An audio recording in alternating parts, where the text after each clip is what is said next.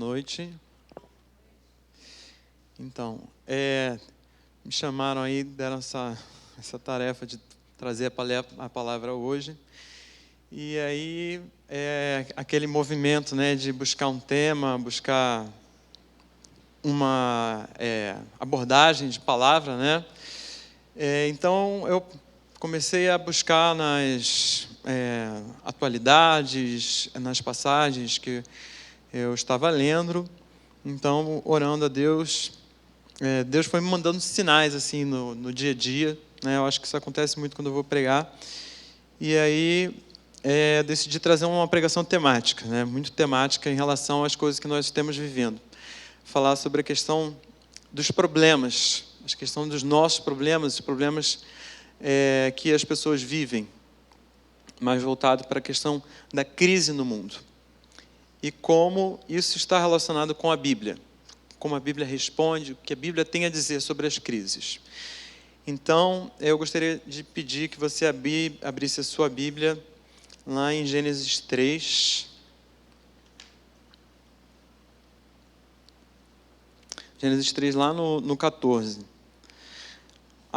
Eu estou com a versão dessa Bíblia aqui, é a King James atualizada. Mas aí vocês conseguem colocar, né? King James atualizada. Então vamos lá. Como o tio Murilo já orou, a gente vai continuar. É porque a gente sempre tem aquele costume de orar junto.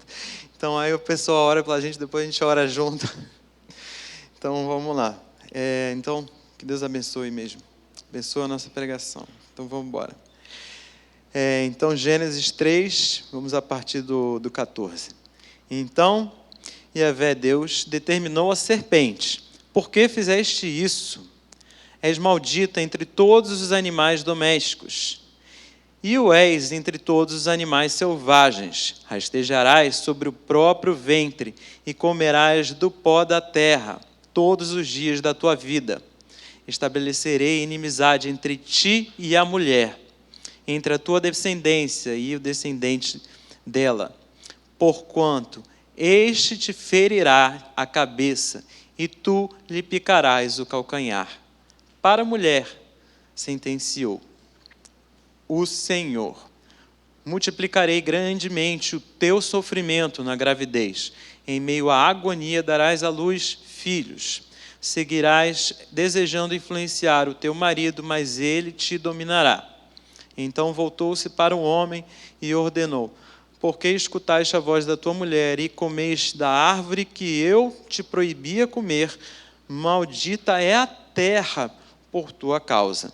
Com sofrimentos obterás o solo e o teu alimento todos os dias da tua vida. A terra produzirás espinhos e ervas daninhas, e tu terás de comer as plantas do campo. Com o suor do teu rosto comerás o teu pão, até que voltes ao solo, pois da terra foste formado, porque tu és pó, e ao pó da terra retornarás. Então, depois, ali no 22, ele vai falar: então declarou Yahvé Deus: eis que agora o ser humano tornou-se como um de nós, conhecendo o bem e o mal. Não podemos permitir que ele estenda a sua mão e tome do fruto da árvore da vida, comendo e possa viver para sempre. Então, o que eu queria tomar dessa passagem? A questão da crise aqui nesse momento, a primeira grande crise na humanidade, teve alguns pontos específicos que eu gostaria de tratar. Primeiro, ela surgiu da causa da decisão humana. Quantas vezes a gente se pergunta: poxa, como é que eu vim parar na situação? Ou como é que o mundo veio parar na situação? Mas antes vamos dar um passo atrás, né? A nossa humanidade, ela tem uma raiz, um problema, do qual Deus deseja curar, né? Que é o pecado. E essa é a maior crise de todas, que Deus prometeu sarar. Então, quando uma pessoa está passando por um problema, nós precisamos apresentar a maior de todas as soluções. claro, que a pessoa está triste ali, com fome, ela precisa ser alimentada. Então, se uma pessoa está sofrendo com uma doença ou alguma outra crise muito séria, você não vai deixar de lado aquilo que é urgente para ela. Como no caso de Filemão. Ele era um escravo. Paulo não ia falar, não, se você é escravo, vai continuar sendo escravo aí, que isso daí é um problema muito, um detalhe muito pequeno. Claro, diante da eternidade de Filemão, Paulo falou, a sua eternidade é muito maior do que isso. Mas, ele falou, poxa, ele também precisa deixar de ser escravo, isso é algo ruim, né? Então, ele fala para Onésimo, ele fala, poxa, quando você for receber ele, receba ele como seu irmão. Então, há crises que precisam ser resolvidas, mas elas não vão ser resolvidas de uma forma humana. Elas precisam ser resolvidas perante a sabedoria divina. Então, antes da gente resolver essas questões humanas, vamos pensar na questão do pecado, na questão da salvação. E aí, a gente tem que se perguntar, será que você é salvo? Você que está me ouvindo aí, como anda a nossa salvação? Será que eu ando desenvolvendo a minha salvação? Será que eu ando no meu secreto, me rendendo cada dia mais ao meu Senhor? Porque o homem fraquejou. Ele fraquejou, ele não vigiou, ali como sacerdote da casa. A mulher não vigiou com Satanás. E Satanás foi o único que fez o trabalho dele direitinho. Tentou a mulher, enganou, e aí tudo foi por água abaixo, né? Não sei se vocês conhecem o livro A Ilíada, né? Que é a história de como a guerra de Troia aconteceu. E tudo começa com uma história de casamento. Um casamento, foi uma festa de casamento, e todos os deuses eram convidados, né? Foram convidados, menos uma deusa, que foi a deusa da discórdia. Por quê? Porque cada pessoa, quando vai para um casamento, leva o quê? Um presente. E ninguém quer o presente da discórdia no seu casamento, né? E ela levou, ela foi lá de fora e jogou o presente dela. E qual foi o presente? Uma maçã dourada escrita assim, para a mais bela. Só estava escrito isso. Parecia aqueles buquês que jogam assim, né? E aí todo mundo quer pegar o buquê, porque é a próxima que vai casar. No caso, estava escrito assim, para a mais bela. Para quem era? E aí começou o concurso de beleza, né? E aí começou a guerra, porque elas chamaram quem para decidir quem era mais bela? Pares. Pares, que nada mais era, ninguém mais era, né? Que aquele que decidiria por Afrodite como a mais bela, porque ela falou para você, eu vou dar para você o amor da sua vida. Ele poderia ter decidido por outro, por Atena, que era a deusa da sabedoria, da estratégia na guerra. Poderia ter decidido por Artemis, que era a deusa lá que tem comunhão com os animais, da floresta e tal. Só que ele decidiu por Afrodite. Por quê? Porque era o valor que ele tinha. Então, por que eu estou falando tudo isso? Porque nesse momento, a Eva, ela não foi fiel aos seus valores que Deus deu para ela. Ela, por uma questão de desejo de concupiscência, ela olhou para aquela fruta e ela desejou a fruta. A fruta que dizia para ela, aqui você vai conquistar o que você quer. Pares podia ter olhado para as outras deusas e falar que prometeram 1 milhão de coisas para eles, e falaram assim, você pode ter exércitos. Falaram, peraí, eu não vou querer a minha amada da minha vida não, eu quero ter exércitos. Se fosse outra pessoa, ela iria querer ter exércitos. Então, cada pessoa tem um valor. Só que no caso, Eva ali, ela fraquejou. E isso foi a causa da sua ruína, a causa da ruína dela, de Adão, de toda a sua família, a partir daí, né? Todos nós, né? A decadência da humanidade. E todos nós que temos uma natureza decaída, né? Aí vem essa questão teológica que eu não vou entrar, né? Como isso se relaciona. Mas a crise permanece. E nós somos vítimas e perpetuamos essa crise, porque nós também somos pecadores. Então, novamente, o que nós fazemos? O que nós fazemos perante essa primeira crise, que é a crise do pecado? Nós precisamos pedir para Jesus que Ele nos restaure, que Ele nos regenere por meio do Espírito Santo e que Ele nos salve. Nos arrependemos do nosso pecado e colocando a nossa fé nele como nosso Senhor e Salvador. É só isso que nós precisamos fazer. E depois, mantendo uma vida de santidade, buscando essa vida de santidade. Essa é a primeira coisa. Agora, Jesus disse o seguinte: no mundo vocês terão aflições, mas tenham bom ânimo, porque eu venci o mundo. Por quê? A gente vai chegar mais em frente, ali mesmo, Jesus disse o quê? Qual foi a primeira coisa que ali no versículo 14 a gente viu? Ele amaldiçoou a serpente. Ele amaldiçoou, ele disse assim: seja maldita a serpente. Há uma inimizade entre Satanás e a humanidade. Ele deseja tentar a humanidade, ele deseja derrubar a humanidade. Então temos um inimigo das nossas almas. E isso já é motivo para nós nos afligirmos, porque a todo instante nós estamos, pela nossa carne e pelo mundo que jaz no maligno, segundo a palavra de Deus, nós estamos lutando contra a nossa... Obrigado. Contra a nossa natureza decaída, mas também, novamente, essa luta, essa crise existencial do homem em seguir nos caminhos de Deus. Só que há algo mais aqui. Há aflições, há sofrimentos, há dores, porque outra coisa foi amaldiçoada.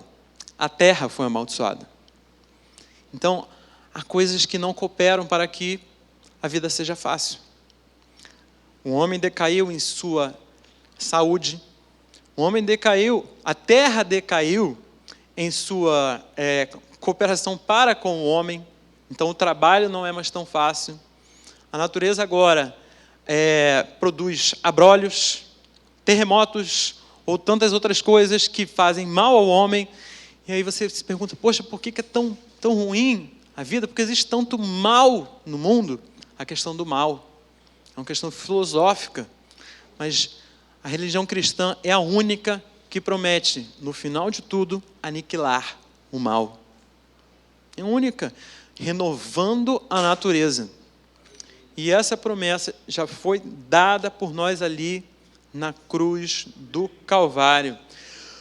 E Jesus quando Jesus julgar todas as coisas, isso vai ser feito de uma vez por todas, ali, no livro de Apocalipse, quando ele promete, no capítulo 19, julgar a grande meretriz, a besta, o falso profeta, no capítulo 20, julgar todos os vivos e mortos. Então nós temos aqui tudo escrito, novos céus, nova terra, tudo feito. E no capítulo 22 vai dizer, no 21 ou 22, desculpa, a gente vai ler, que na nova cidade não haverá o quê? Maldição. Sem crise, só Cristo. Só que nós podemos nos apoderar disso, meus irmãos, porque nós já vivemos num reino celestial. Apesar de nós estarmos em um mundo em aflição, apesar de nós estarmos em um mundo com problemas, apesar de nós transitoriamente passarmos por problemas, o que nós vivemos? Falta isso, falta aquilo. Ainda não resolvi esse problema, ainda não resolvi aquele outro problema. Quando eu resolver, eu vou ser feliz. Não, falta isso aqui, cara, na minha vida só falta isso aqui. Porque essa circunstância, é isso aqui que falta para eu ser feliz. Porque esse calo aqui está apertando tanto, que se eu tirar esse sapato aqui, agora foi. Não, porque peraí, mas esse sapato aqui eu tirei, mas agora meu dente está latejando. Consegui resolver o dente. Não, mas agora essa casquinha aqui está coçando. Então, cada hora, o ser humano, já dizia um filósofo, ele é um eterno decepcionado. Ele nunca está satisfeito. Por quê? Porque é um mal que está no mundo. E ele percebe isso. Ele sente essa falta de Deus. Só que nós não temos isso, meus irmãos. Nós temos a Cristo. Então, com Cristo, sem crise, amém? Não quer dizer que a gente seja negacionista. Não quer dizer que a gente diz, não tenho problema. Nós temos problemas. Mas a gente lida com os nossos problemas sabendo que eles serão resolvidos. Eles serão resolvidos em Cristo. E pela fé, nós enfrentamos eles de uma forma sobrenatural. Ele é o nosso companheiro de aventuras, vamos dizer assim, nosso todinho. E aí, eu coloquei os 3 pontos aí para a gente poder perceber como isso no mundo atual deve ser compreendido. Primeiro ponto a partir de agora, né? Os seres humanos, eles criam os próprios problemas. Isso é algo muito, muito claro para mim. Quando um ser humano tenta solucionar uma questão, ele vai criar outro problema. Eu estava vendo uma senhora, aqui em Botafogo, gente, saindo de um condomínio de luxo. E aí, um entregador estava passando, e aí eles se toparam. Mas assim, eles não se encostaram, eles se toparam. Ela começou a xingar ele de tudo que é nome. Como se ele tivesse ferido todos os direitos da Constituição, das leis infraconstitucionais e tudo mais. E eu fiquei olhando, só olhando. E aí passando, porque eu não ia parar para ver o circo pegar fogo, né? Aí eu fui embora e ela quase caiu na mão com um homem. Pequena, né? Mas invocada. E aí eu fiquei pensando, gente, aonde a humanidade vai parar? Só porque eles quase se encostaram. E acabou que quando eu estava olhando, a mulher voltou e entrou no prédio. Quer dizer, ela não conseguiu sair, não resolveu o problema dela, criou outro problema e por ter se estressado tanto, ela desistiu de sair. O ser humano está assim. Ele não consegue resolver pequenas crises, quanto mais as grandes. Quantos irmãos estão indo a questões legais quando poderiam estar resolvendo problemas assim? Não, vamos resolver aqui, vamos sentar, vamos resolver. Amigos, não, vou entrar com você, levar para o juiz. O Brasil é um dos países mais litigiosos que existe. Por quê? Porque as pessoas não conseguem resolver crises. Pessoas sofrendo, entrando em depressão, crianças, por causa de questões nos pais. Por quê? Porque os pais sofrem, passam os sofrimentos para os filhos, não conseguem resolver as próprias questões, e aí as questões só se aprofundam. Quando o salmista vai falar aquela questão que muitas vezes a gente usa, né, um abismo chama outro abismo, claro que pode ser interpretado dessa forma, mas uma das interpretações mais interessantes é a gente levar da forma como esses momentos de crise, eles nos levam para mais perto de Deus. Eles devem nos levar. Por quê? Porque há momentos que precisam de medidas práticas. Meu amigo, você está precisando de alguém que te ajude aí, vamos embora, sai dessa situação, vamos lá, e alguém te ajuda lá. Mas há outros momentos que precisam de uma palavra profunda. Uma pessoa que vai lá, na sabedoria, vamos ler a palavra de Deus, vamos orar junto, vamos buscar. E aí você se aprofunda em Deus. Então, essa palavra diz isso. Ela diz o quê? O salmista estava em angústia. Ele estava fugindo do próprio filho. Então, esse salmo que fala isso, um abismo leva a outro abismo, a favor das tuas cataduplas, as tuas ombros caem sobre mim. Ele está falando o quê? Ele está falando que na angústia clamei a ti.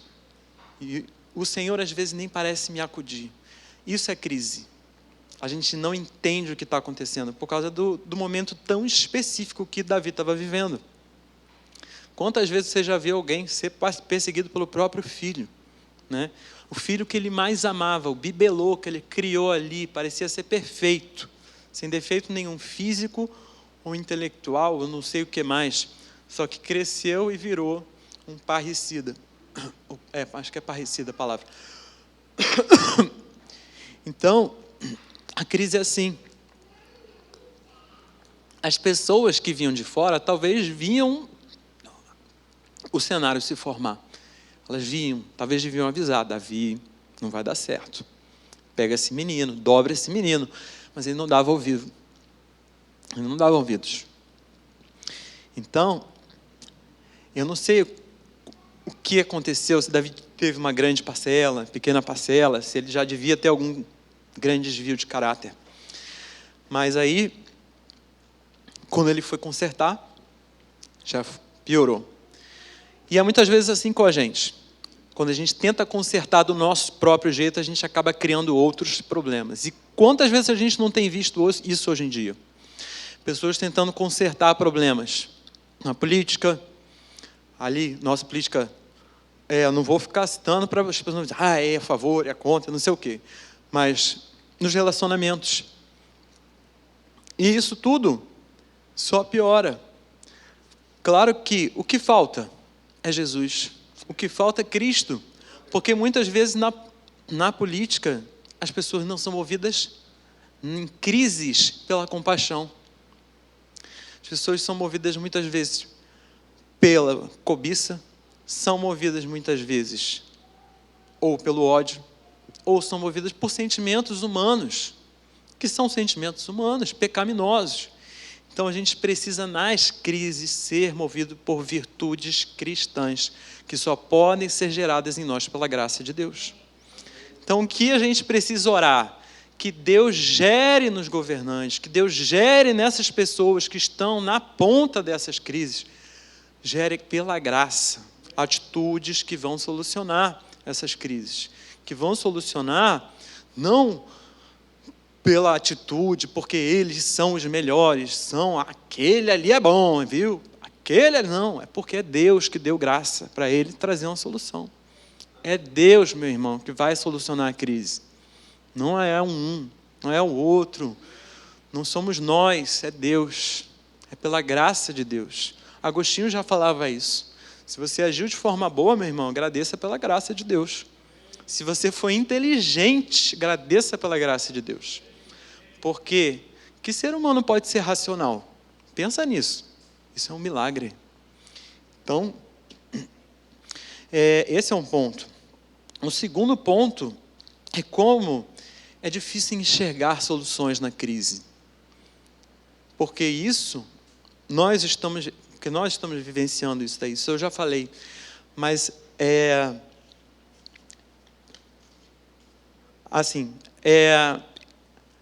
porque esse momento de sofrimento, ele não pode ser olhado de qualquer maneira, né? Nós precisamos olhar com compaixão. Aí eu volto para Jesus. Jesus, quando olhava para as pessoas, ele se motivava pela compaixão.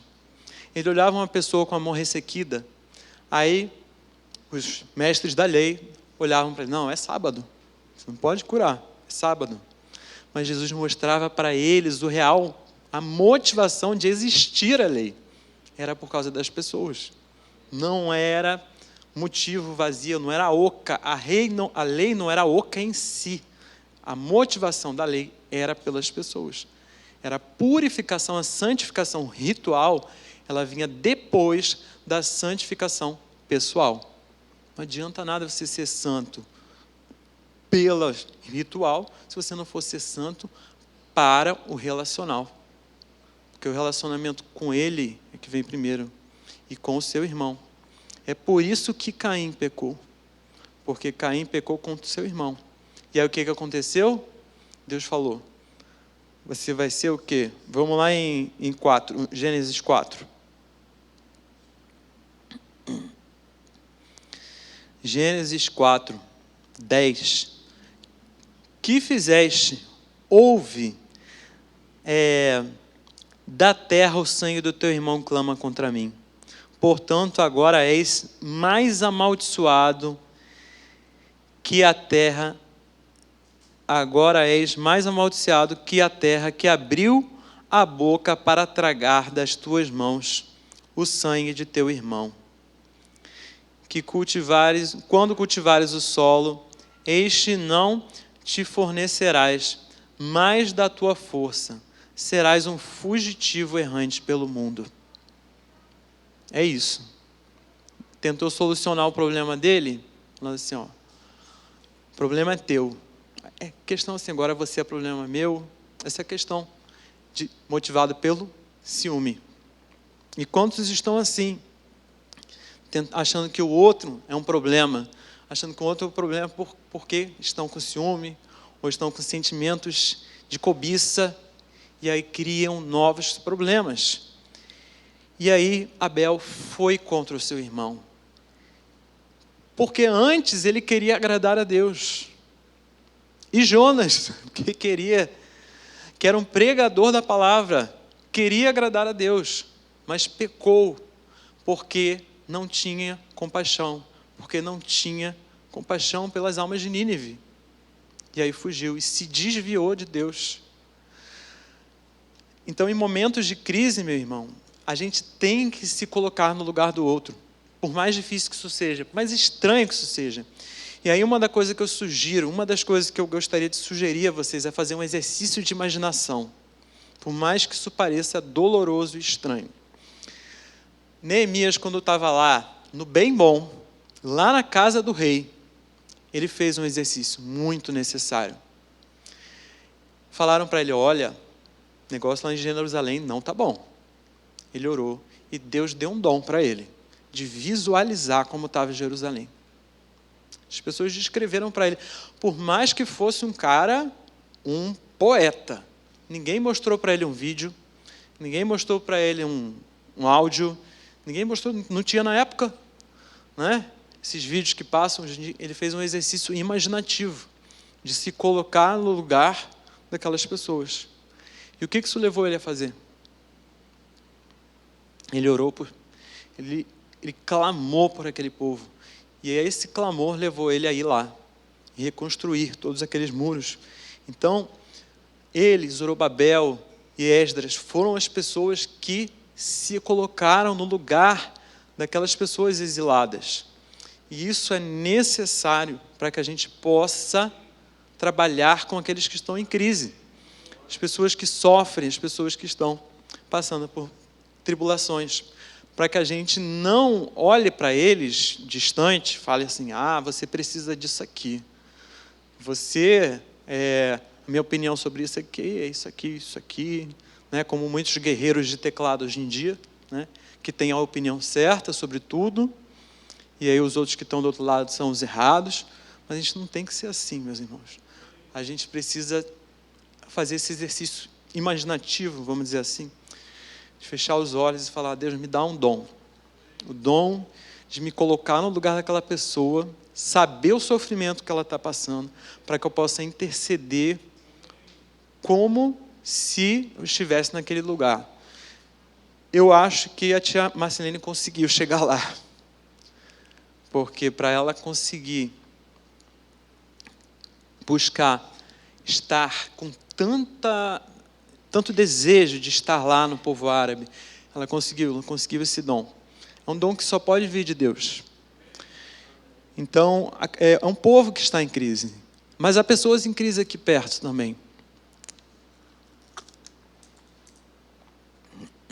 No meu caso, o que eu consigo imaginar muito facilmente, acessar, são as crianças e os adolescentes. Eu consigo me colocar muito facilmente no lugar de uma criança e de um adolescente. Eu consigo invadir o mundo deles. E você tem que descobrir qual é o seu público.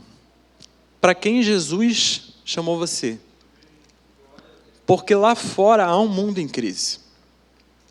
Eu tenho certeza que você que está do outro lado dessa câmera, ou você que está aí sentado, você tem os seus problemas. Mas eu não posso dizer simplesmente assim, o problema é seu. Não, porque Jesus não pensou assim. E se ele tivesse pensado, ele nunca teria vindo ao mundo e morrido por nós. Então nós temos que mudar a nossa cabeça. Tenho certeza que aqui, a galera aqui da nossa igreja não é assim, mas nós temos que mudar a nossa cabeça em relação a muita coisa. De pensar, muitas vezes, a gente pensa assim, isso não é meu problema, isso não é meu problema, isso não é meu problema. Mas temos que nos envolver com o problema das pessoas. Orando e buscando fazer exatamente o que o versículo que o tio Murilo falou. Se Cristo foi ungido para pregoar libertação ao castigo, boas novas ao quebrantado de coração, né? Veste de alegria, em vez aquele que estão em pranto, a gente tem que também, espírito angustiado, a gente também tem que trazer, por meio da unção do Espírito Santo, tudo isso àqueles que estão no mundo em crise, porque as pessoas nem sabem por que estão passando isso. Como eu falei, não sei se contei, eu tenho muita história de professor, com certeza tem muita história, né, Ingrid? Dá para escrever livro. Outro dia, um aluno meu chorando, a gente nem sabe por quê. Ele nem sabe por quê. Professor, eu estou com dor de cabeça. Professor, eu estou com dor de cabeça, não sei. Mas aí uma história familiar horrível por trás. Horrível. Então, ele está num processo depressivo. Uma criança num processo depressivo. Por causa de problemas familiares. Seríssimos. Então, como você vai resolver esses problemas? Eu não posso resolver. É só Jesus que pode resolver. Então, de alguma forma, a gente tem que ministrar a cura a essas crianças. Né? E aos adolescentes também, que dou aula a adolescentes, mas eu não posso ir além do que me permitem ir, certo? No projeto que eu posso pregar, né, eu prego. Eu vou lá, falo de Jesus, tudo mais. Então, a gente tem que ser luz. Se Jesus já prometeu que Ele eliminaria o mal, eliminaria todas essas crises, tudo isso por causa de tudo isso, Ele veio, morreu por nós, sofreu por nós, não só pelo pecado, mas por toda essa maldição que está lá fora no mundo. Ele veio e Ele vai voltar para eliminar tudo isso. A gente tem que pregar e falar que esse mal no mundo tem a ver com as nossas escolhas. Ele tem também a ver muito, às vezes, infelizmente, com meros, vamos dizer assim, de certas formas,